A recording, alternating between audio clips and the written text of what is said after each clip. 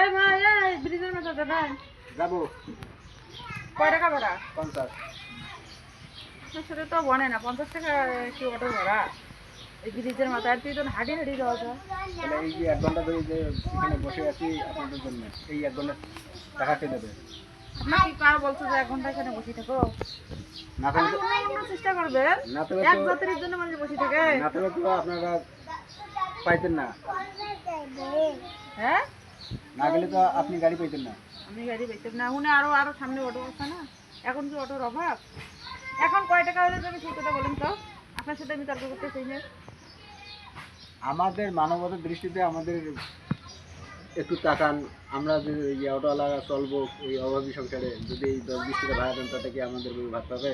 এরা কি 20 টাকা দেবো যাবেন? আমরা নিয়ে যাই না তো। 50 টাকা ভাড়া না 10 টাকা কমাই দেবেন, 40 টাকা, কিন্তু 10-20 টাকা কেমনে বলেন? এখন কয় টাকা মানবে? আমার এই যে বাবু জিজ্ঞেস করো তো কয় টাকা মানবে? 40 টাকা দিতে হবে। 40 টাকা? হ্যাঁ।